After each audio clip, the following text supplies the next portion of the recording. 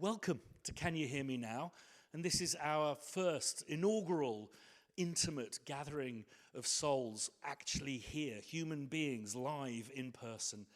We've got an amazing performance for you later, amazing guests to have a Q&A with. And for those of you who are familiar with this YouTube channel, you know I have a tendency to waffle. So I've actually prepared a little script that I'm going to read about what we're doing here today. So it's so good for you to be here. An inaugural session in this space. What is it we're doing? I'm not so sure. We call ourselves the Crow Hill Company, not in a business sense. I see music makers the world over as a company of thieves or a murder of crows, if you will. We thought in this new age of technological tyranny, it would be good just to build a space where souls can gather and do the thing that I think music does so wonderfully, which is encourage people to come together and to literally try and be in harmony with one another. So we're new to all this. I'm very glad that it's kind of family and friends that have come today, because the health and safety issues here are numerous. It was only a couple of weeks ago where behind us in this rather dubious space, all of the sewers exploded and I fell into a kind of gargantuan loch of shite. Needless to say, you are clear of the pipes. However, if the team start getting covered in arcing ropes of shit, they will warn you, and that's the way to go to avoid any further pipes. We don't know if the neighbours are going to complain, so we might get shut down. And the idea, I've always said to the team, that people want to get into the music industry not for front row seats, but for backstage passes. So I do hope that those of you who are watching online can also join in, fire us some questions. Alan can fire them over to myself, to Kathryn, to Lomond as well. So stick some questions in the convo that's happening in YouTube. Just all that's left to be said, really, is welcome from Edinburgh. Welcome to Can You Hear Me Now?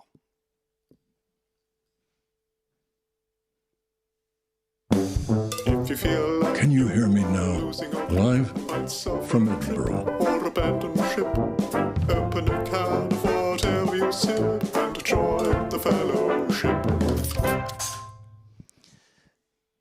We're as obsessed with sound as we are here at Crow Hill, and what a better way to kick off this inaugural gathering, but with a duo who combine the wonderful kind of artistry of amazing songwriting with some really intoxicating soundscapes and amazing production and arrangements. It's my great pleasure to introduce you to Kathryn Joseph and Lomond Campbell. Thank you, guys.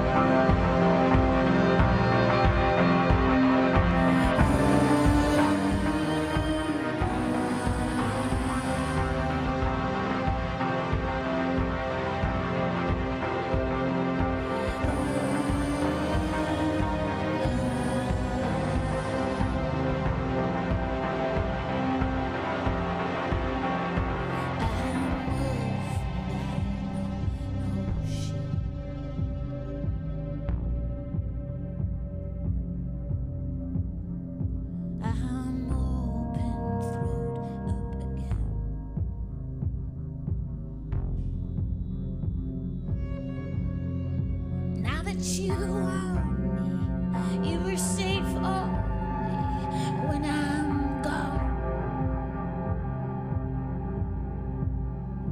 I'm wolf and I know I'm wrong.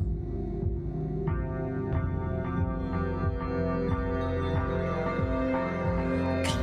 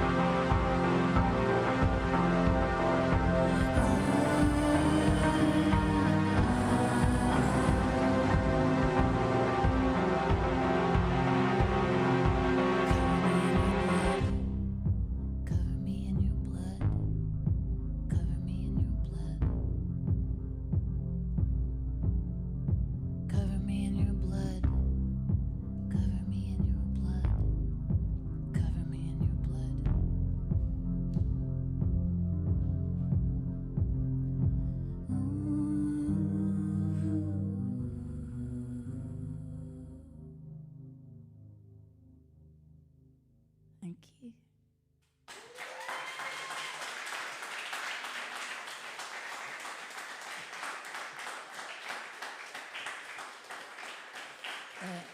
This is the bit that I usually point out how good at his job he is, just in case no one noticed. I made quite a few mistakes there, actually. Did you? How embarrassing. Usually, he's really good at his job.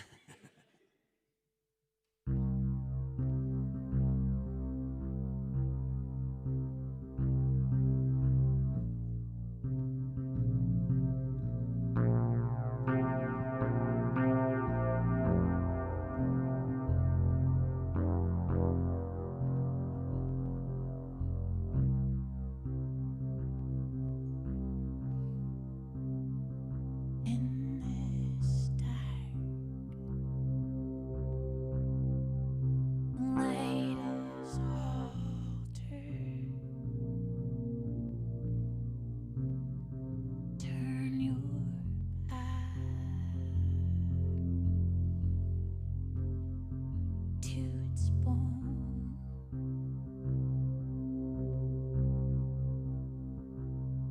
This bone, it will fracture all you have and all you know.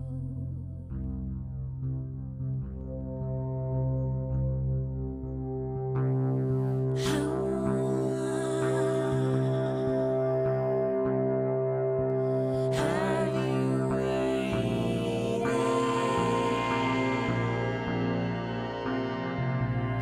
How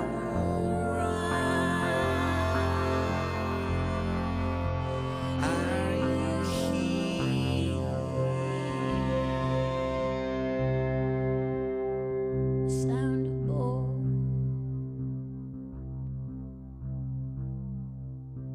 and heart breaking, and all I want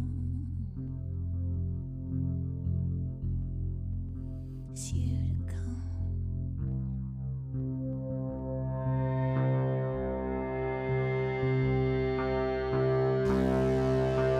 Will you make it? Will you make it? Will you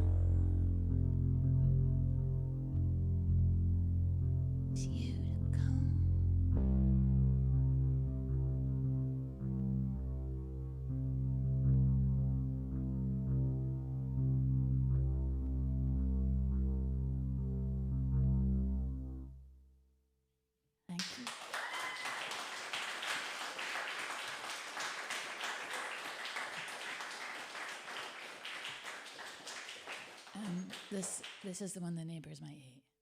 But also, aren't all the neighbours here?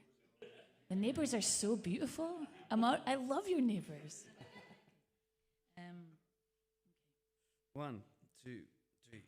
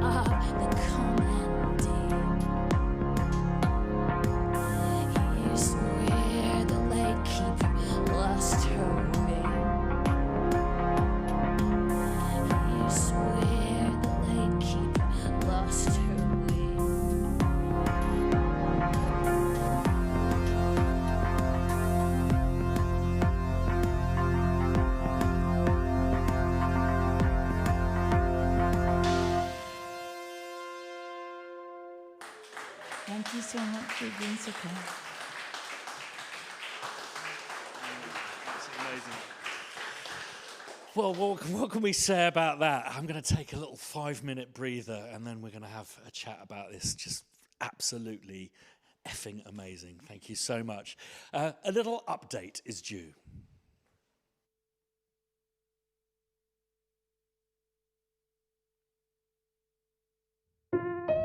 Piano book update. We put these little inserts into the workshops like every week, but because you live in Verona, we record them in batches. How is life in Piano Book? You're making changes to the look of the site, and there's been like people are really starting to use it again, aren't they? Yes, they are, and I think they're excited like us. Yeah.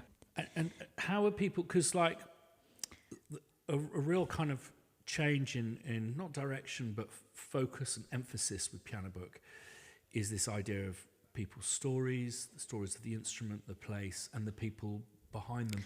Are people responding well to that? Yes, they are, because I saw the sample packs that are people are submitting now in these few months, and they have a very, I think they are enjoying writing the story of how they build it, how they found the instrument, and the story behind it. So yes. I mean, if you don't mind, the context of building Piano Book was this idea. Initially, it was pianos, and it's all about how a piano will never sound the same every day.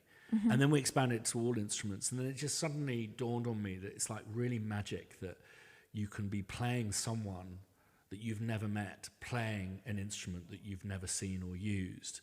And the reason it's called Piano Book is because of every instrument has a story. We're really focusing on that in this kind of slop age. Yes, and it's wonderful that you can play maybe an instrument that is from the other part of the world, you know, like this Case one. in point. I love the segue. This Japanese instrument is called taishigoto, I think it's called, and he is made by Arthur Chanson, and a friend showed it to him, and he was her grandmother. Taishigoto, I think it's pronounced. I'm glad that you pronounced it, not me. And it's like a combination of a guitar and a typewriter. Oh wow! So I think you play, you press the button with your left hand, and you pluck the strings with the right. Okay. And it has a fantasy-like sounds. Okay. Maybe he called it kind of medieval. auto-harpy a bit. It's like a harp and a metallic sound. Okay. So I think it's very interesting, and Let's he hear discovered like this. Okay. I liked it. Yeah, I like it too.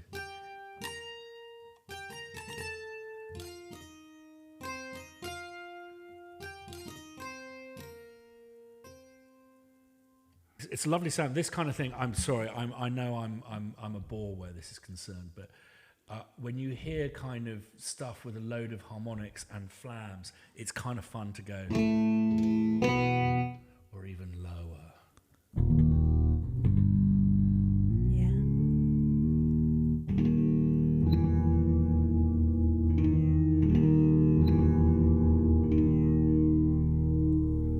And I think he built something. Maybe is it drone? Okay. Just try it, and he will.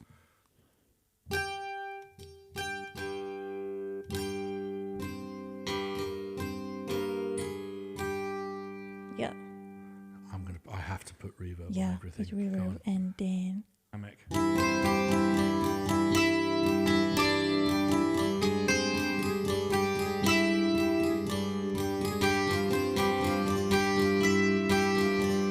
then if you put drum down, you will just have.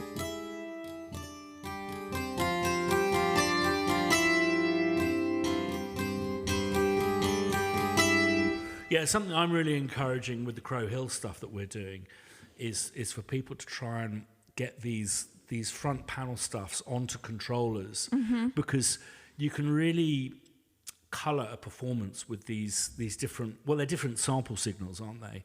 Yes. And I think people have a tendency to kind of set and forget, but they're kind of fun to bring in and out. Yeah, I think it's also great to have it like manual that you can, you know. I tell you what I like about this sample is it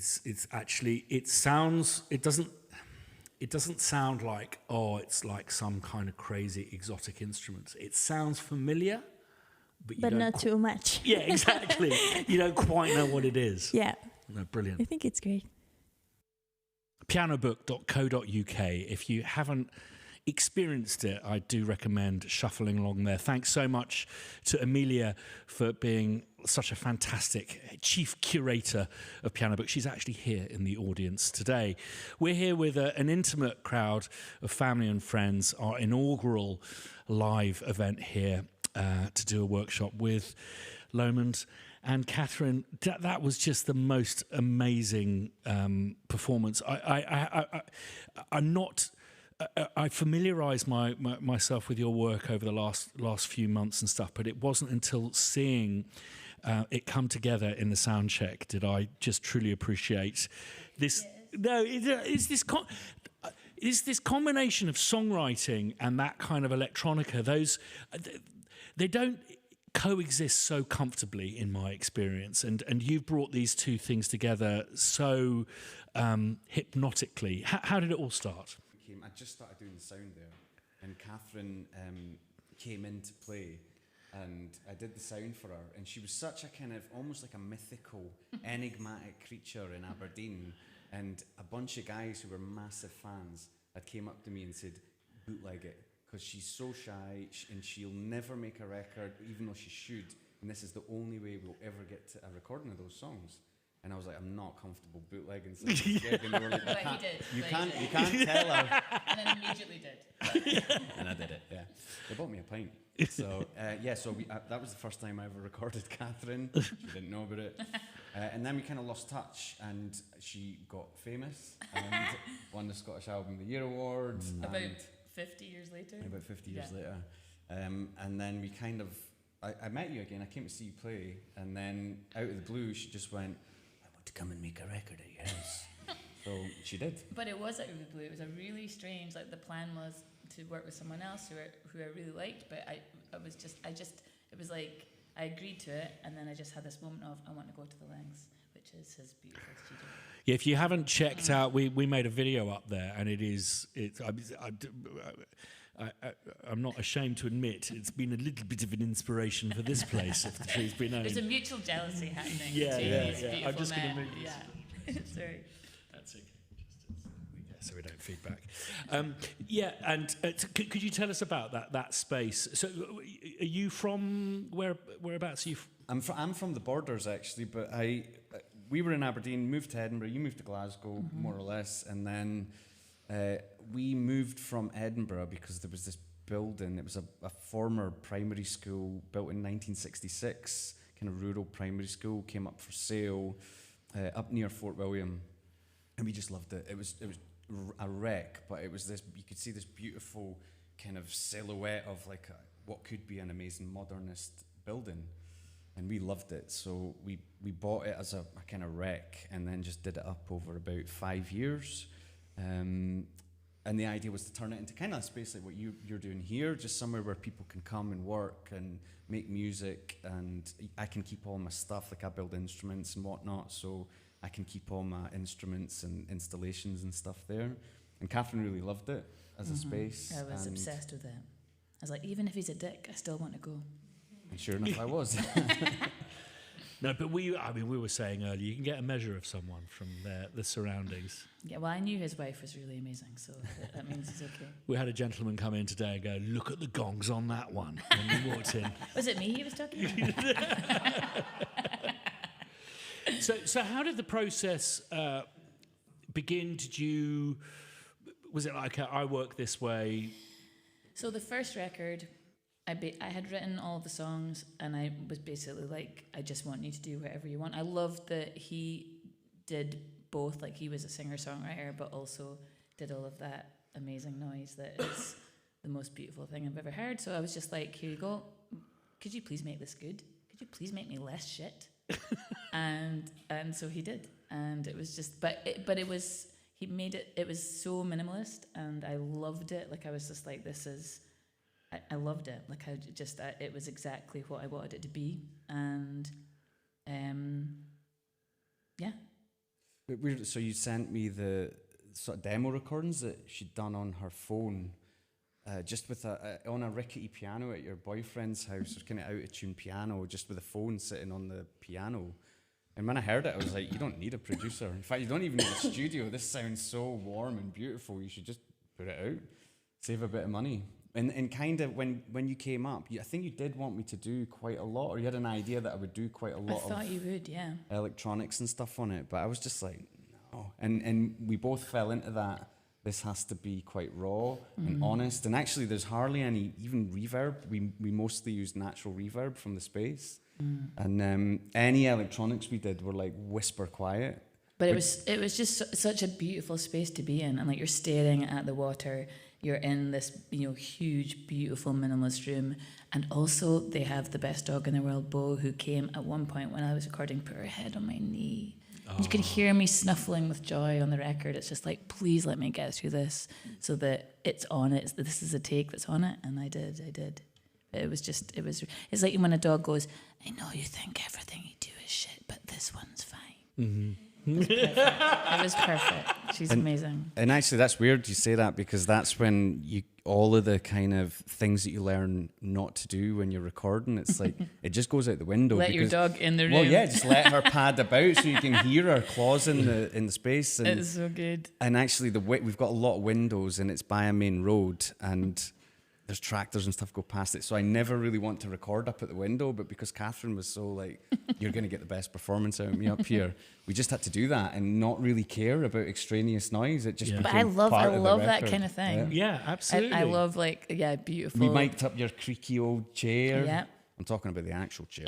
and like the pedal and stuff like that. So, yeah. Yeah, it was nice. It was weird. It was just like, let's break the rules and make it just have a really warm, intimate feel to it. And that's, in order to bring life to music, I think it's I have a problem with music sounding like it's been recorded in outer space, in a vacuum. It has such a kind of two-dimensional quality to it. I was in the States with this really big hotshot producer, and he had this vocal booth that he was really proud of, because it was anechoic in nature, and he basically bought it off a hospital, and they used to treat people with chronic hearing difficulties in this kind of scientific environment. And I think that's something I've always felt about recording spaces, and I think that is starting to change, is they're not particularly great places to be kind of creative in, and it's so important, the environment we work in, to get that, our ears are so sensitive, and the emotions that we're conveying are very, very fragile, and to try and conjure up a kind of an expressive mood in a laboratory is like, I hate recording. I right. hate it. Do you? Oh right. yeah, it's my worst nightmare, isn't it? Yeah, and your worst nightmare is trying to get me to work. To record. Yeah. And she'll only do 3 takes at best. So it's like, if you don't get it in those 3 takes, you're not getting it. You sound like a dream come true, honestly. Thank you. Vocal recordings you, are something I just fear so much. But it's so strange. It's just like, it's such an odd way to do it. I love playing live. Like, that's my favorite thing. But to listen to your own songs over and over and over, and the more you're playing them, the more you're not going to play them right. I just want it to be over and done with, and then him make it good. I love that bit. I love that bit. Your setup here is, I'm naturally, being a raging nerd, very, very interested. Is this something evolved? Is this something that you've designed around the project with Kathryn? What are you up to? So weirdly, so I play in King Creosote as well, and this is pretty much the same setup I use for that.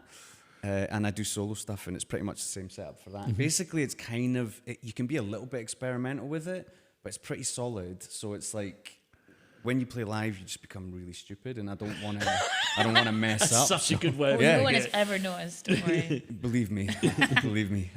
So yeah, I just don't want to. I want it to be pretty reliable, but yeah, it is. I've just kind of evolved it over the years. This is the Hydrasynth, which is the kind of heart of it, and it's like, you can just turn on a dime with that thing. You can just switch your patches so quickly.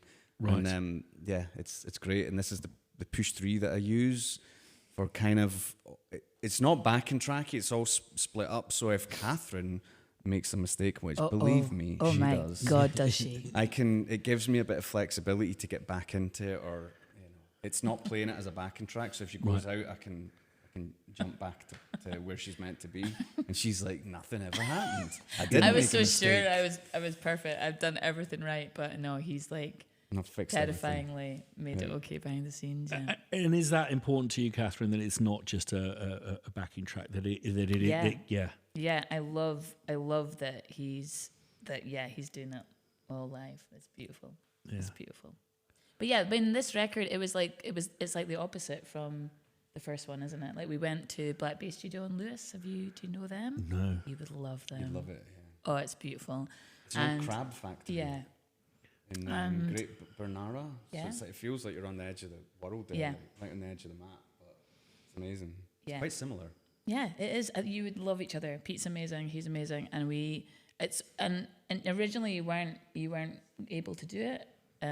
So I was like planning to go out and try and make a record by myself with men that I had never met before, and then all of a sudden I booked it, and then he had this free week, or free 11 days, and he basically just, all of the noise on the record, he just immediately wrote it. And it was everything that came out of him is exactly as it is on the record. Like, everything he did, I was like, that's perfect. And I didn't hear it like this at all, because it's in my head, it was much smaller, but it was just like, this is beautiful. I love it. So yeah, I'm very lucky. But you hadn't really learned the songs. You'd only written them about a week before. No. And I hadn't really heard them. And Are you supposed to learn your songs before you go and record them? Pete Fletcher and Cal Rodden, who work in the studio and run it, they didn't say it at the time, but towards the end of the recording session, when everything came together, they were like, yeah, we were really worried in those first 2 or 3 days. We were like, But it's like what the fuck are they were doing? like, what's happening? And it's like, and he's like, that's her. She's done it. She's recorded all the tracks. And they were like, thought have they we were just started sound yet? checking and line checking and stuff, and I was like, this is about No, that's all as she'll much do. as we'll get out. I just want to drink and go for a walk. Is that okay? But spontaneity is such I've been on those vocal sessions where you're on take 15, and it's like, well, all of this emotion that's being conveyed is now totally contrived. Exactly. There's no way that it's going to sound how you want it to or how it feels. Yeah. I'm very lucky that there are boys who make me sound like I've done a good job. So. And there's also that thing of listening to stuff over and over again and just losing total objectivity. Yeah, you know? of course. But yeah, it felt really easy. Yeah, it could have gone bad, but they also didn't realize that you hadn't written anything. They thought you were coming in with this all done. Yeah. And you were sitting in the room, like, we were mostly laughing and being cruel, really cruel.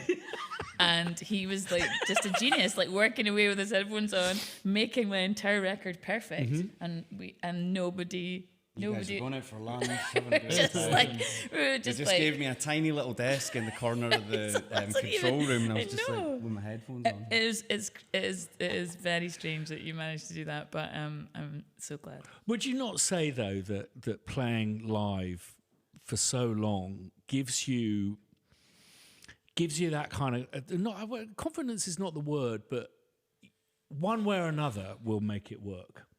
Yeah.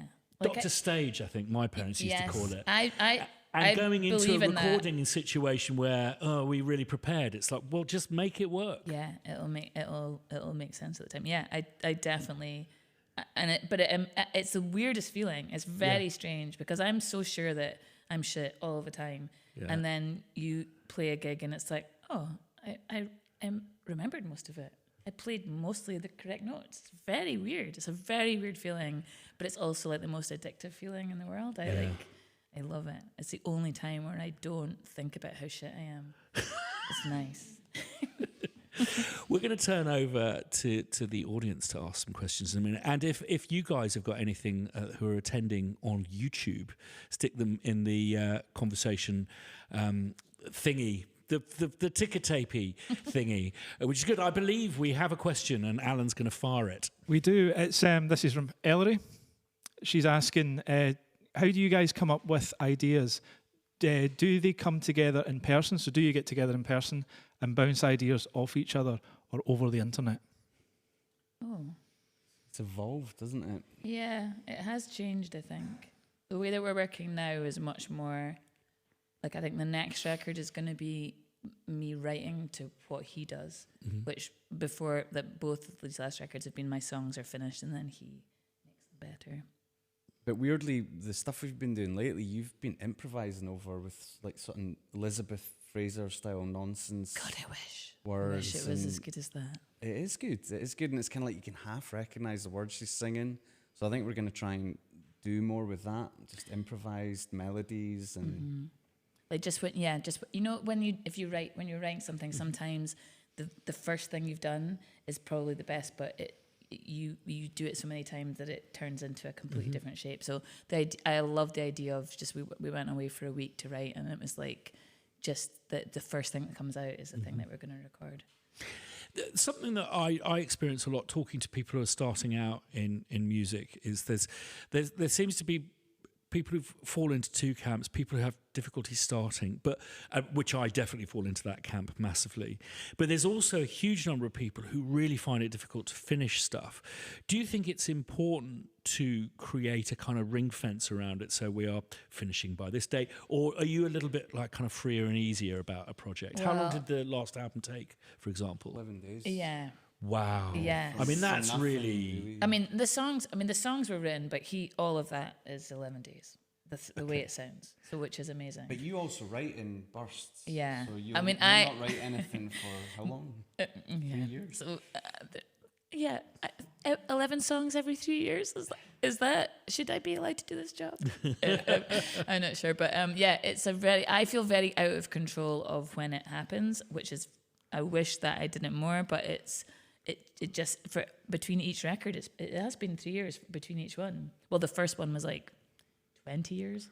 So and you're saying burst, so 11 songs in 3. Do you find they come in kind of bunches? Yes. Okay.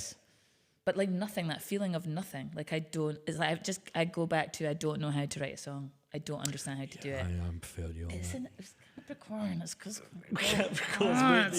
we're meant to be goats. But, we are. But it's so you get that thing where you finish a project and you think that they've done a Men in Black, just literal wipe of your ability to... Yes. What are you is like that that? too? It's so strange. And you just think, I'm never going to do it again. That's that. I'm done. And then it's like, oh, here's a little creepy shit. maybe polish that. hand it over to a genius. Yeah, I'll do the polishing. Thank you. It's a bit poggy. So it's the strangest thing. I don't understand it, and it still freaks me out. Like even playing those, like it's weird for me that I wrote them. Like it doesn't make sense. I do not know how to write a song, and yet I do. But it's so strange. I have to come back to that 11 days thing because I know a lot of people are watching are going, their ears are going to be out like on stalks. Is that by design or it's just what it was? Was there, were you given 14 days and did it? How did it work? Because that's extraordinary. It is extraordinary, but he's a freak. He's a freak of nature. But they were also amazing and efficient. And yeah. they engineered and really into it. Really did loved you plan it. for it to be? We're going to do it. I booked 11 days. I'm obsessed with the number 11. And I was like, we'll go for the 1st of November to the 11th of November, and he just happened to be able. That was the only week that was free, and he just immediately started making it make sense. I recorded the songs in the first 2 days, and then he did the rest. Do you think it's like for me? I'm like insulating foam. I'll just fill into the time that I'm given. Yes, he feels if nothing. you'd been given longer, he would feels you? nothing. I don't know. Yeah, probably. I mean, I think we were lucky to get that done, but yeah. But I'm the same. Sometimes I can't finish things, and I've got an album that I've been working on for about 3 years. I mean, Dot and I were working on a track for about 2 years. So yeah, it's not. But it doesn't always go like that. But you are someone who goes and works. Like you're constantly making music. Like I can't believe how much he has in him to make. I'm not like that. Right. It's very different. Yeah, you just do 11 good ones instead of 1100 shit ones. No, none of them are shit. None of them. Let's open up to the people gathered. Maybe if someone can stick their hands up if you have a question to ask. Oh, can't be shy. Over here. Des. Is going to pass. Hiya. Des, I love you. Hello. Tell me more about that keyboard of yours. We've heard enough about Ziggy's. Where did you get yours? How mortifying. How dare you, Des? How dare you bring up my shit keyboard? I love it. It's so shit. I bought it in Fife for, I think it was £150. I just like that it had like this weird wooden strip on it. It's so shit. But I just got addicted to writing on it. So I think it's probably, these are the first songs that I've not written on piano. And I know it's a shit noise, but I was just like, I love it. They only make sense on that now. I noticed something with it, and I don't know if it's something that you like about it. It's got a trombone-y type split in dynamic. You know, trombones, they sound... Trombones are so cool. And then they sound like that. And what I've noticed is it's really quiet, and then it just goes smack. Yeah, there's just like a to it that is delicious. That was the problem that Pete had with it when we were recording. It was like, there's no dynamic, there's no velocity, there's basically light and hard, and that's it. Yeah, I mean, it's just, I know it's awful, and I was really wishing I brought my beautiful Kumar 7, because that would have looked so pretty and would have belonged in this beautiful room of the most beautiful instruments that exist in the world. But yeah, so thanks, Des, for bringing up my shame. My shame. Alan, you've got another question from YouTube, is that correct? Okay. Anyone else in the room wanting to ask Kathryn? Yeah, just over here. Hey, Kathryn, it's Conrad here at the back. We're surrounded by all this beautiful analog gear, but when you were playing, and I couldn't help thinking, because, I can hear them as songs, and had you ever thought about even going back, because I can see there's even an analog double bass in the corner there, and I could imagine some of those songs. Have you tried translating them across into just like acoustic instruments as opposed to electronic instruments? Is that any way you ventured? No, not. These are. I find like these are want to be played on the keyboard. We were almost thinking about doing an acoustic version of them, but it didn't feel right. I don't know. But I always played it. I took a real piano to every gig I played when I first started playing, which was very dreadful for all the men that had to carry it. Sorry to all of them. But yeah, it's weird for me to now, because it was always the piano was like my favorite thing. And now I'm just like, I just like that. I like that. It just is dirtier. Isn't it nice and dirty? I love it. I imagine with an orchestra playing some of that stuff, that would be pretty awesome. Because there is dare I say, there is a cinematic quality to it. That's certainly nice I hear. thing to say. You've done stuff with Tinderbox Orchestra, yeah, we released an EP and they're amazing, and I loved it. And we played a gig recently at what festival was that? North Barrett. Yes. Fringe Birds. Yeah. And it's so lovely to. I was crying. But any time that I've got to do that, I just can't believe that it sounds like real music. It's so, and they're all geniuses. So it was just, I might feel very lucky, but. Yeah, I don't know what. In my head, it was more acoustic. Like these songs, I thought would be small and quiet, but as soon as he did that, I was like, oh, I want that. More of that. Yeah. Alan. How beneficial has it been for you, Kathryn, to work with a record label owned by other musos? Do you feel that you have a special empathy for your work? Yes. I feel very, very lucky that Mogwai are my label, and it's exactly that reason. They are musicians. They know what it's like. They make you, they just get it, and I feel lucky. They're amazing, and it also means that we get to tour with them, and they're the best fucking noise in the world. So, I think Ziggy has used me to get to them. Is that what happened? Yep. Yeah. They all felt deeply in love, and it was very nice to watch all of my brothers be in love. And they're amazing, and I'm so lucky. What we're trying to do here is really encourage people to make music, and for those who are making music to inspire them to continue doing so. What you're doing is totally wonderful, but for us picking up our screens and stuff, we're there's a lot to worry about within the arts and within, culture and all of our ones and O's that we willingly put up on to this thing that's a wonderful bit of branding, calling it a cloud, this billions of miles of copper and silicon and all of that kind of stuff. But I'm basically inviting any positivity that you have for people who may be put off by this idea that we're going to be usurped, that we're going to be done away with, and there's no way to earn a living, and all of that kind of stuff. Do you have anything to say on a positive note? I mean, I think I was so sure that this would never be my job. Like I was, the thought of even like being filmed is my worst nightmare.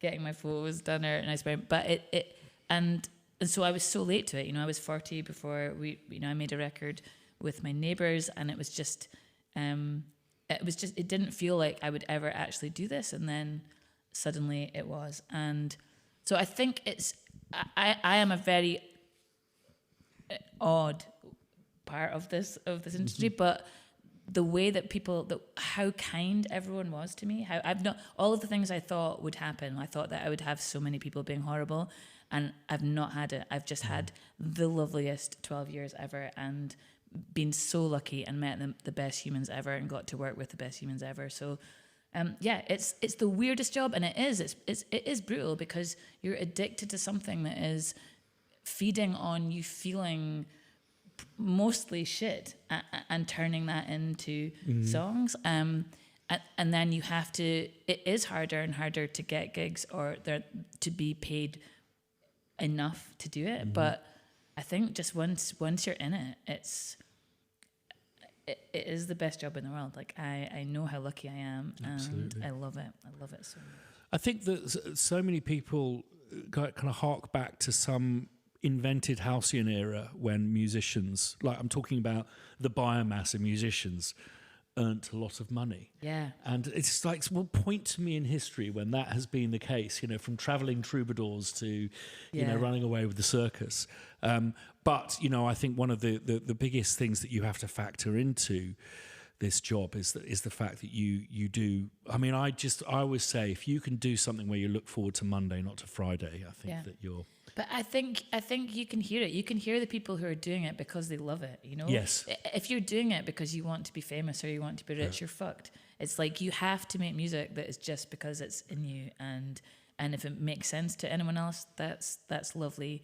But I mean, but it's like, for me to get to work with him, I still can't believe it. Like I find it very odd that I get to do this with him, because he's the best, and has always been. Like I've always watched him and watched his career, and sometimes we don't hate each other. Sometimes we're friends. Yeah. Very occasionally. And Lomond, as a producer and as a composer yourself, have you ever found yourself being like that whole thing of writing for a market or producing for a market? I mean, not really. I think I've always just done whatever I wanted, and been lucky enough that there's been a reason to do that. But I don't know. I've never really done that. I've just always, and always also, if people get in touch with me, I never really get in touch with anybody, but if people get in touch with me and ask me to work with them and I like it, I'll kind of go in that direction. So I'm quite happy to be influenced away in a direction. But you prefer just to be left alone with your machines? Yes, please. What have you guys got coming up? Anything to talk about? Anything to promote? Well, our next album, as we kind of touched on earlier, is going to be a joint album. So I've worked as Kathryn's co-producer, for the past two albums, and we've started playing live together, and I've done a remix record for her, and we've just kind of evolved into this thing that we're now kind of writing together in a room, and our record labels are going to join forces. So I'm with One Little Independent, Kathryn's with Rock Action, and they're going to join forces and release this joint collaborative album that we're making together. And they're all very excited about it, and we're excited about it. So I think that's the next stage that hopefully we'll get it out next year. God, I hope it's not shit. It's not going to be shit. And can we ask you to come back and do a couple of numbers off that? Yes, Would that be okay? Yes, of course. Yes, please. Of course. Excellent stuff. And we can maybe at some point just you can come and have a twiddle on. Yep. It's a bit Of bang the everything. gongs. Oh God, I want to. It's been absolutely brilliant. Thank you so much, guys. Thank you so really much for having us. appreciate You're it. so kind. So kind.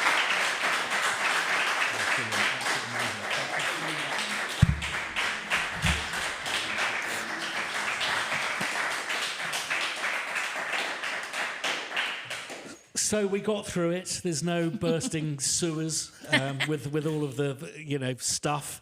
We've got a company coming in to deal with the encrustation, which is a word I thought I'd never kind of envisage, but when working in the music industry. But listen, thank you so much for watching, for supporting Crow Hill. If you haven't subscribed to the channel yet, please do. One of those is always really helpful for us, and we are here every week, 7 p.m. UK time, Wednesdays on this channel. We put up longer form videos on a Friday, and there's a vlog on a Sunday. So subscribe if you haven't done, and see you next time.